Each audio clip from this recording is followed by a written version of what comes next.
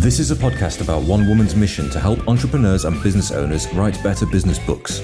Each week, we tackle your writing excuses, because there are excuses too, and help you beat the blank page of doom so that you can write the book that'll grow your life and your business. Now here's your host, Vicky Fraser. Hello, and welcome to the 1000 Authors Show. My name is Vicky Quinn Fraser, and this is my husband, Joe. Hello. Hello. What's the matter, Joe? We appear to be recording this video on a different platform to normal, and I look weird. You don't look weird. You look very nice. Weird.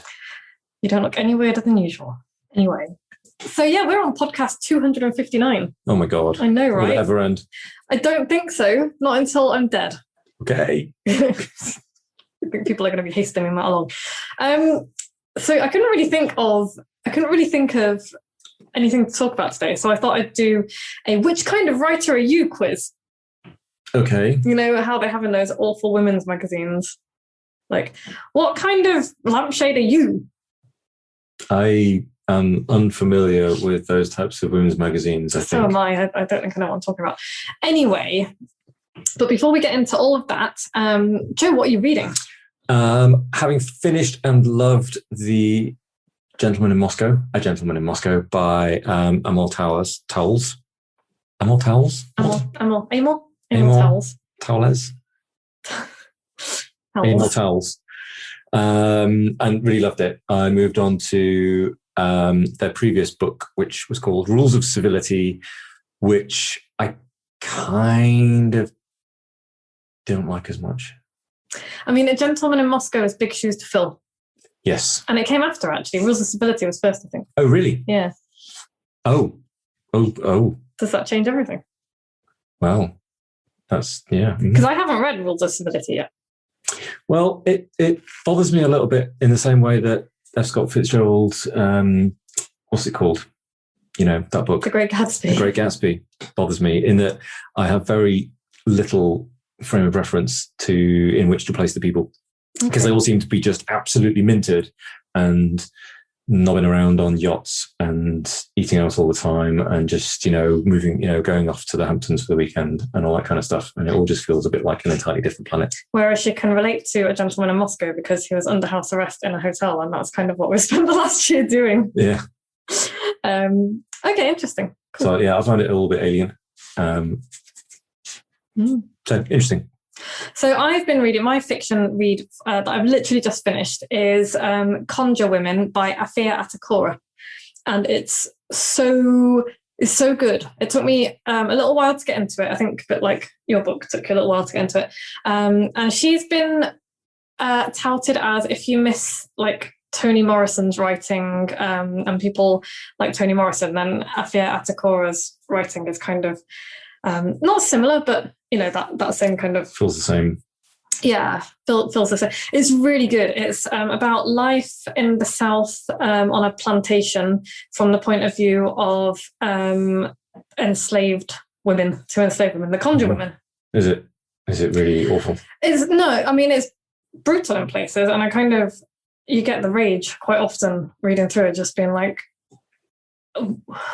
how and why can people treat other people this way? But no, it's just a really beautiful story, actually, of women and doing what they do best, which is, shouldering the burden of most things and being just incredible. And it's just a really great story. It's beautifully written, and I loved it.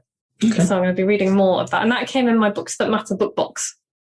So that's another book that I probably wouldn't have come across my radar. Not easily anyway. It's just been delivered to your door and.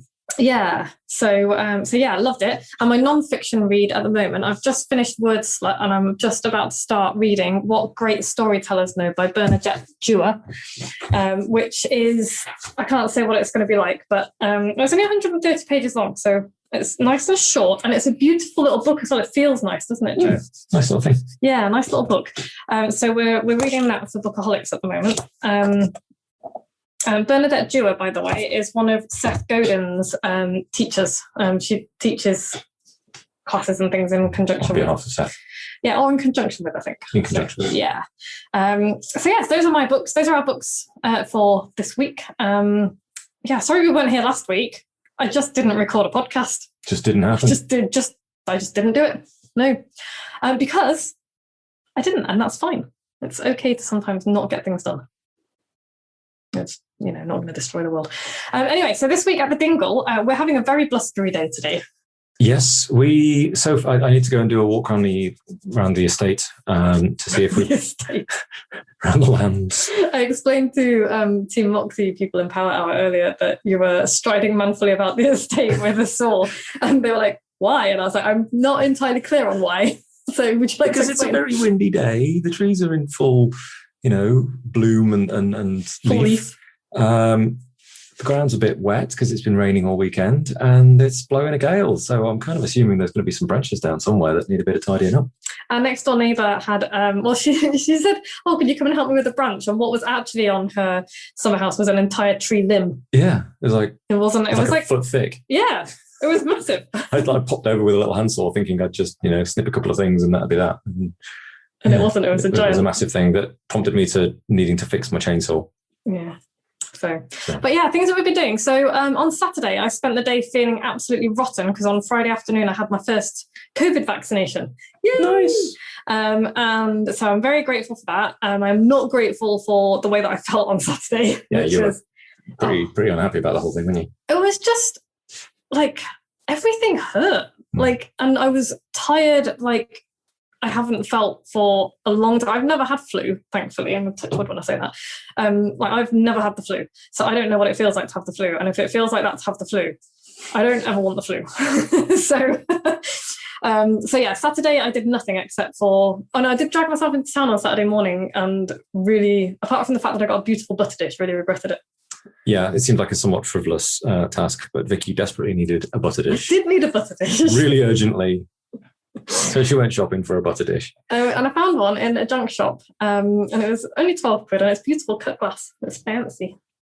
But on Sunday, we dug out all the flower beds that were just full of grass and weeds. Hey, you were suddenly fine, weren't you? Yeah, I woke up on Sunday and it was just like, woo, let's do this. Yeah, so we've at the back of the house, we've got these stone wall terraces that stop Herefordshire sliding into the back of our house. And they've just become kind of really overgrown and grassy and rubbish. Because neither of us ever does any gardening apart from the vegetables. I kind of stride manfully around with a saw, but I don't do much gardening. And we played D&D in that courtyard and it just looks a mess. And it would be really nice to be surrounded by really bright flowers and bees and, butterflies and all sorts of things.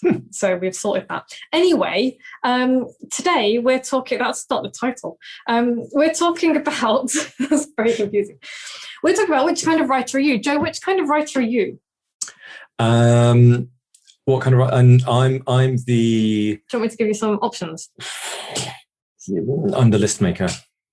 Well, I too am a list maker, as you know. Okay, I mean, well, you don't really write, do you? You don't write. I write technical documents. But you don't write books. I don't write books.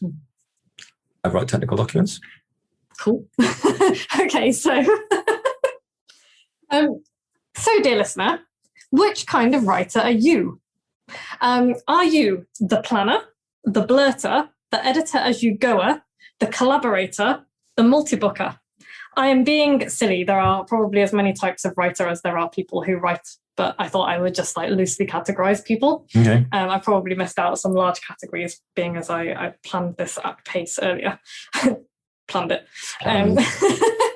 But yeah, so I thought I'd just run through, because also I thought if you can recognize yourself in one of these people, then it might help people to just work with their strengths. I think quite often, and actually, obviously I do have a serious message beneath all this. Obviously, because if you didn't, this would be ridiculous entirely. Well, I don't know, frivolity is good. But yeah, because I think quite often book coaches and people who give advice on the internet and, other similarly qualified or unqualified people quite often will say, this is the way you have to do it.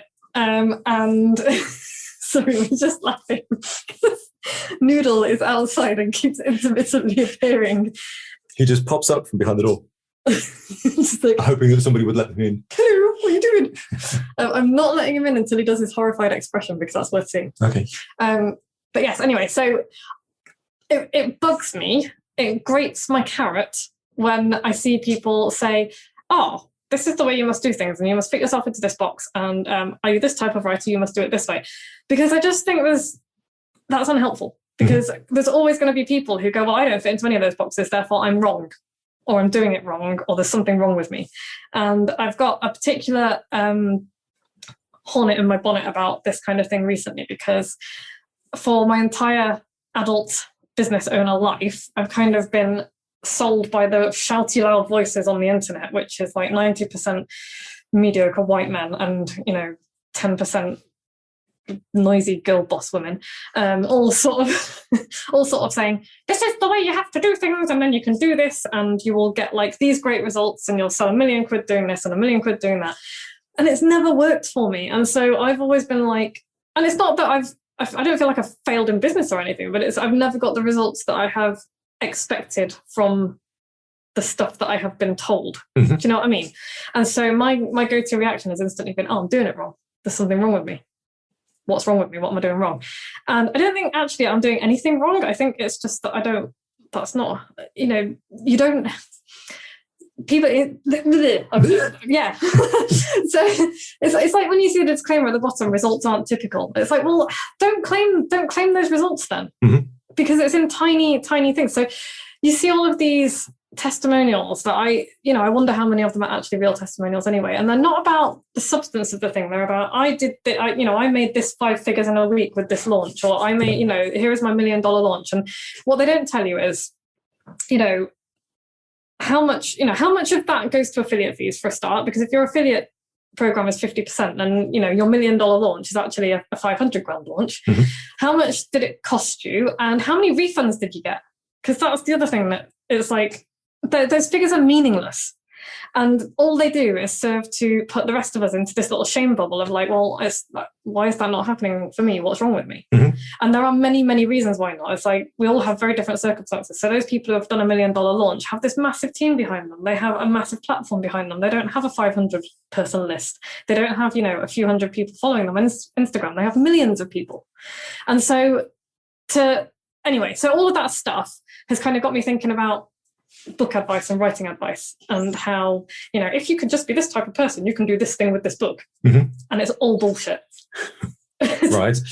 So I just wanted to do a little bit of a tongue-in-cheek, what kind of writer are you? With the big caveat at the beginning that there are as many types of writers as there are people writing books. But also, maybe you fit loosely into one of these categories. Or more than one. Or more than one, in fact, yes, because depending on what I'm writing and why, I definitely fit into more than one of these categories. So, yeah. Okay. Type of writer the first, the planner. This is like the person who can't get started until everything they need to know is planned out in minute detail. They love a structure, a timetable, and they find it quite tough to deviate from it. Do you think that describes you? Are you kind of a planner? No. Oh, okay. Is it? Okay. Yeah. Just no. No, I like lists. I like chapter headings. I like broken down chunks of stuff that I'm going to talk about, and then I'll shuffle them all around, and I'll write more and expand on things, and then I'll throw it in front of readers and make them tell me what they didn't understand. Cool. That sounds a bit like being a planner, but okay, cool. But the structure and timetables, hell no. Oh, okay, cool. He's about to do his face. Looks really unhappy. My timetable is generally start about 10 minutes before it's due and finish about a day after that. Cool. That sounds very stressful. Right. So, and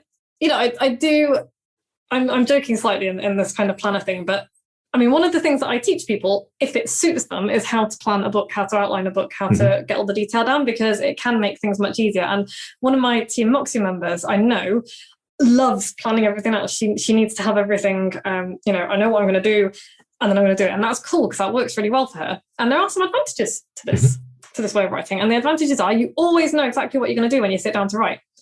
You have a rough idea how long it's going to take you. Yeah. You have a structure to refer to when you come to start editing, and that's really important. So when you're kind of thinking, where things need to go, does it bear any resemblance to the outline, like we talked about last time? Basically. And you always know where your book is going and how you're going to get there. And I think that is probably, for me, the most crucial part of a plan, and why I think that everybody should at least have a loose plan. I think as well, there's a lot to be said for having a finish point. Yeah, otherwise you've just gone forever. If you know that there's like 10 chapters to write, and last month you wrote one of them, and the month before you wrote one of them, then this month you're probably going to write a chapter. Yeah. And you can see that at a certain point you're going to have this done. Yeah. Whereas no plan, and you just keep going, don't you? Yeah. But there are ways to make plans and use plans if you are not a planner. And that's what I help you. That's what I help people do in my coaching. It's like I will find out what type of a person they are, and then I will work around that type of person. Disadvantages of this planning is that if you don't fully understand the role of a structure, you'll find it a little bit constricting. Because I think quite often people are like, oh, I've got my outline and then I can't deviate from it. And it's like, that's not what it is. So then they become like this mechanistic thing that just sort of stamps out the words. Yeah, and that can feel a bit soulless. Yeah. So that can be a disadvantage of planning. Also, it just doesn't suit some people's brains. It just doesn't suit the way some people work, which I think is where it then becomes useful to get a little bit of help from somebody to find a structure, because otherwise, you're just going to end up with a big mishmash of words. Which brings me on to the blurter. And I know people as well who write like this, and they write brilliantly. It's like when your words just come tumbling out of your head as and when your thoughts arrive. And these writers tend to prefer to write free-flowing, free-form, and they don't need the security of a structure or outline to get their draft done. And sometimes that is how I write, depending on what I'm writing. Okay. So it's a lovely way of writing. So advantages to that is it can feel easier to get yourself into a flow state. There is definitely a freedom to just pouring words out of your head and onto a piece of paper. You don't need to worry about forgetting something, because you can simply write what you think and feel, and it just goes down. Whereas if you're writing to a structure and then something else pops into your head, it's like, oh, I have to go and put this over here. Whereas if you're just free writing, just put it here. It just comes out and there it is. So there's lots of advantages to it. There are also disadvantages, because the editing can be epic. You might have said the same thing several times. Well, yeah, and it's not necessarily organized. It's not necessarily going to flow at all. It can feel really overwhelming because you've just got all of this stuff. And if there's no kind of structure or organization, I can't imagine having to edit something like that, frankly. It's doable. That's not the way I would choose to write it, but I can help other people edit it, mostly because it's not my job to do it. But I can help them get started. Which, by the way, is where a kind of retrospective structure will come in really useful. Yes. So that's where a structure doesn't necessarily have to be done right at the beginning. I think if by the sound of it, this blurter person isn't really writing their book. They're just emptying their brain onto paper. No, they can and be then right. They assemble a book afterwards. Oh, maybe, but I know I'm working with somebody at the moment who he knows what book he wants to write and who he's writing it for, but he hasn't really have much of a structure, and he is just telling all of the stories in his head at the moment, and we're going to decide, or he's going to decide which ones are going to go in his book, which ones aren't, which ones are going to be changed. And I have encouraged him to tag them and do all sorts of stuff like that, so that you can go find them later. Don't have to read the whole thing. Not just put them in one giant Word document. So yeah, there's all of that. But yeah, there's so a couple of other disadvantages. It's easy to lose focus and sight of where your book is going and why. And I think you can end up with loads. It's not necessarily a bad thing to end up with lots of stuff that you don't need, because you can use it somewhere else. But if you end up with too much, I think that can get in the way, which again is where you will find it really useful to have somebody else help you. Yeah, if you spend 5 years writing 1,000% more than you need for your book, then your book's just going to be 5 years late. Yeah. Later than it could be. It'll probably take longer. The editing part will certainly take longer. If you do it like this. And also writing without a structure can, somewhat counterintuitively, I think, inhibit creativity. Because if you're just, if I said to you, write something, you could sit there for hours and just go, where if I said, write something about houseplants, that's much easier. Sure. And I'm being a little bit facetious, but because you hopefully know roughly what you're going to be writing, but I can see that with a plan and a structure and a thing. You can sit down and go, today I shall be writing this thing. Yeah, that's got to be you've got past all the blank pages immediately. Whereas if you're a blurter, you just sit down to a blank page every time almost. Well, yeah, I mean, I would say that if you are a blurter, keep your main message in mind the whole time. So why you're writing the book and who you're writing it for and what you're hoping they'll get out of it. And that will help you to not drift too far from what it is that you want to talk about. So writer number 3, the editor as you go. Now, I used to really rail against this. Like I used to be like, stick a piece of paper over your screen, don't edit as you go. And I do still think that you can get bogged down in editing as you write if you're not careful. But I also understand that this is how some people write. And I'm beginning to actually understand that that's kind of how I write to a certain extent, because I used to, again, and this is a symptom of being told what's right and what's wrong, like right and wrong by various people on the internet. It's like, don't ever edit as you write. And actually, that's kind of how I write. And so why fight it? Because I don't think I'm a bad writer. I make my living out of it. So yeah, some people just write like that. They can't focus if the previous sentence or paragraph doesn't make sense, or if they haven't got the full meaning of the paragraph. It's difficult for them to move on to the next one. So they edit as they go along, which is cool. And I think that I am quite often one of those people. But what sort of sized unit of words do you edit? Okay, so because you don't sit there going, I delete, we delete. Sometimes I have days like that. Yes. They delete. I feel attacked right now. No, really, sometimes I have days like that. It's very upsetting. Okay, so here's the thing. Here's how I write. I've never really analysed it for somebody else before, only for myself. So I will sit and write, and as I'm writing my current words, I'll be looking a couple of 2 or 3 paragraphs previous as I'm actually writing. So I'll be reading what I've just written as I'm writing. As I'm writing something else. As I'm writing something else, yeah. And that's just weird. Like I say, it's not the way I write always. It's just, the way I write sometimes. But yeah, so I'll be reading what I've written, and I'll be like, oh, okay, so no. That doesn't quite relate to what I'm writing now properly. So I will, finish that paragraph, or sometimes a sentence, or sometimes half a sentence, and I'll go back and I'll fix it. And then I will do a little bit of tweaking, and then I'll carry on. I love the idea of you're reading a couple of paragraphs up whilst you're writing a couple of paragraphs down. That's just weird.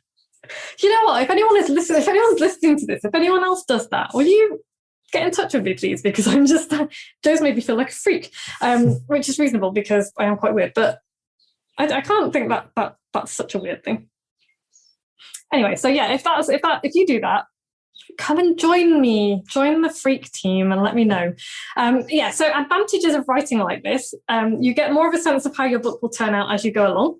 There's less editing to do later, so it can feel a little bit less overwhelming when you get to the end of your first draft. Your shitty first draft is less shitty. Your first draft feels richer and more full of life because you add nuance as you write. So if you're just getting like facts onto the paper, quite often one of the things that I'll do with clients is we'll go back and we'll start adding colour to it, so it's like a pencil sketch, and we'll start adding paint to it and whatever. And you feel less antsy about typos and mistakes and nonsensical sentences, because if I spot something as I'm reading it just bugs me to the point, like that really annoying habit I have when we're watching a film and I'm like, oh, that person, yeah. What have they been in? And I'll be like, and you'll have to pause it so I can look them up on IMDb, because otherwise, I can't. I need to know where they've been before. Otherwise, so it's either that or I sit there going, oh, but is it that person? Has he been in this? What do you think? Who did it? And you're just like, can we not just watch the thing? And I'm like, no. Until you let me look it up on IMDb, I'm going to ruin it. Anyway, so that's fun. Disadvantage is a treat living with me. Disadvantages to writing like that, to editing as you go.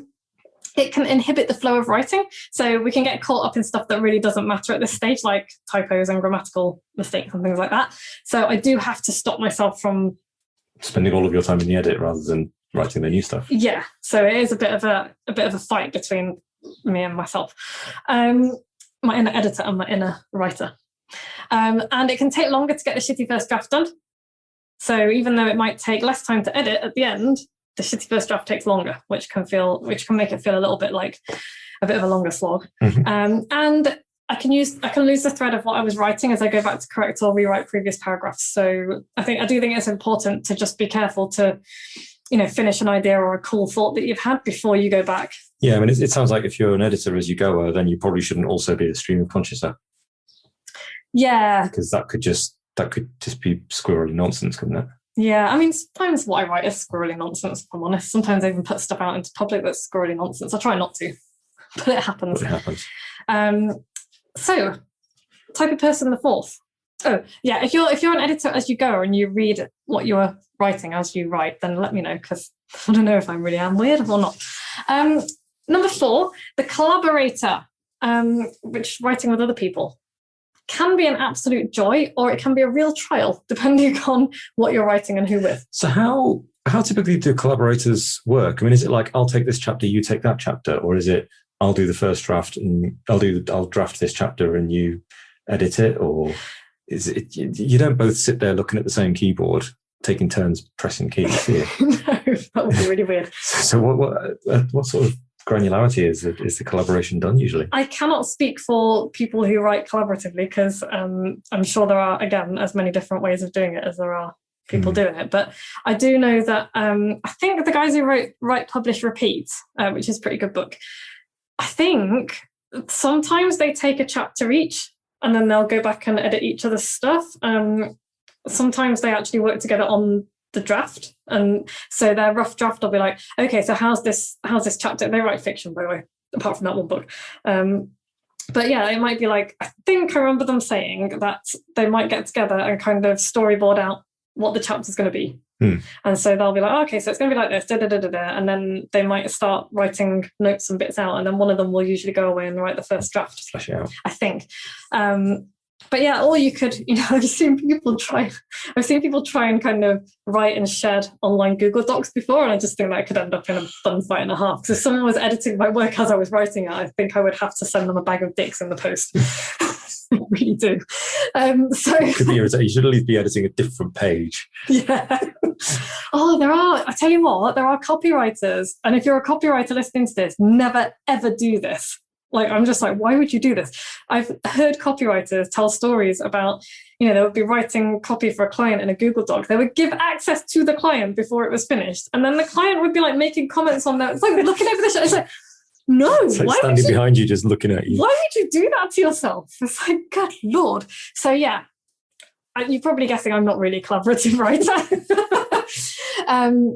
Because I'm not really talking about accountability. I'm talking about actually writing with someone, and not necessarily kind of writing a chapter each to contribute to an anthology, but, writing together.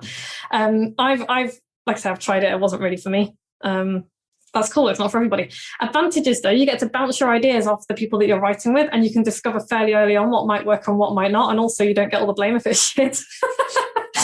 I'm kidding. Encouragement and accountability. It's not just your neck on the line, it's theirs too, so you're more likely to stick to deadlines and things like that. Yeah, you're not just letting yourself down. Yeah, you're letting other people down. Disadvantages: writing by committee can be a disaster for what I hope are obvious reasons. I think you'd end up with something like the current Tory party. Can be clashes of personality or writing styles if you're trying to write with somebody else, and it can get really confusing with more than one person working on something as well. So I don't know, if you've had collaborative success stories, get in touch, tell me about them. I'd love to hear about them. And number 5, the multi-booker. Those writers with more than one book on the go at the time.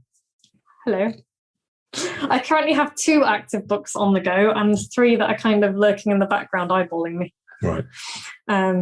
So yeah, do you focus on just one book, or do you work on more than one altogether? It's entirely up to you, really. Because I know a couple of people who are working on more than one book at the moment. I know one person who's working on like 4 books at the moment. So yeah, does mean it takes years for anything to emerge. Well, that is one of the disadvantages. So advantages to working on more than one book at a time: you get to work on what you're most excited about at the present moment, which I think is a worthwhile thing. So you don't have to wait to finish one project to start another interesting one. They can feed into each other and give you better ideas. And it keeps things interesting. So when you're writing one book and you feel like you're getting really bored with it, or your writing is getting stale, you can put it aside and work on another one for a bit. And I don't think that's a bad thing either, because when you're bored, people can tell. Yeah. Disadvantages to this is it can be overwhelming to work on more than one project at once. I find it really difficult to work with more than 2 or 3 coaching clients at the same time, because I just find it very overwhelming. And similarly with books, I don't mind working on 2 books, but my 2 books are very different. So one of them is my next Mindle, which is going to be about reader journeys and things. But the other one I'm working on is my language lessons nobody asked for, which is entirely different. Mm-hmm. So for me, they don't feel like they're too many things at once. It can be really disheartening if you don't finish one soon. Like you said, if it drags on forever. Yeah, you could just be forever hopping from one thing to another. Yeah, so I do think there's a bit of a danger with that you will simply abandon your manuscript. And just never finish. Yeah, and that is the single biggest thing that happens to most books and most authors, is that they just don't finish their books. Not necessarily because they're working on more than one at once, but that's not going to help. So yeah. That is the 5 types of writers. Obviously, there are millions of types of writers because there are millions of writers. Mm-hmm. But I reckon that's 5 kind of big groups. Big chunks. So yeah, whatever your writing style, if it works for you, it's correct. There is no such thing as doing it wrong. If you're struggling to finish a book, there's always a reason and always help to be had. So tell us, what type of writer are you? Do you fall into any of these categories? Do you fall into more than one of these categories? Do you fall into an entirely different category? Hi, Mr. Pheasant. There is a pheasant marching down the hill. Yeah, he's very fine. He's very fine. Looks splendid. So what's the takeaway, Joe? Find out what kind of writer you are and embrace it. Don't get pigeonholed into a box. Don't get told how to do it by anybody. Except me. Yeah, anybody who tells you you're doing it wrong is incorrect. Find someone who will help you work with your strengths, with your technique and your style. I think that's the most important thing is, find someone who will, or just, work with your strengths. Yeah, accept them. Yeah, accept the stuff. So I spent so long trying not to edit at all as I write. And I'm like, that's just not the way I write. You spend more time concentrating on that than the work you're doing. Yeah, and it gets in the way. So, yeah. So next week, this has been the next week for a while now. I've been setting a writing intention and sticking to it. Who knows? Who knows if that'll be what we're talking about next week? It might just be the thing that we say is on next week. Yeah. Forever. Yeah. And in a kind of open loop that never closes, just to keep you listening to the podcast every week to see if this is the week. It's not even that exciting a topic. I think that's why I've not outlined it yet. Okay. Oh yeah, the other thing that happened last week was I did the second Moxie Books Write Night. Nice. Yeah, it was really good. Everybody did what they set out to do during the evening. Nice. Really proud of everybody. Really good fun. Worked much better, I think, 8 p.m. till midnight than 10 till 2. Sure. For me, anyway.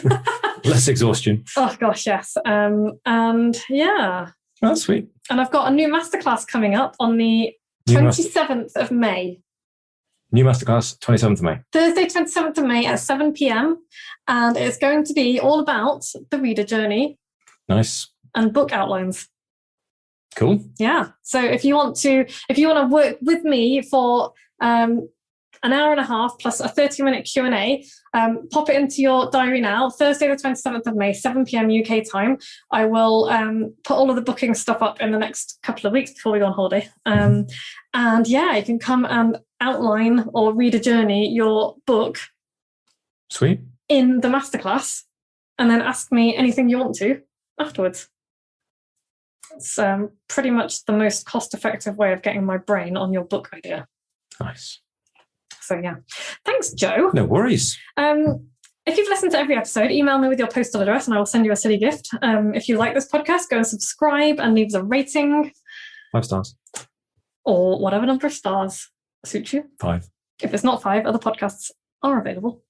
And we will be back. Oh, if you want to join the masterclass, email me Vicky at vickyfraser.com, and I will send you the details because I've just realised I haven't got a sales page for it yet. Nice. Yeah. Thanks, everyone. Thanks, Podfly. Thank you, Harriet, for being awesome as usual. And we'll be back same time next week. Bye. Bye. Thanks for listening.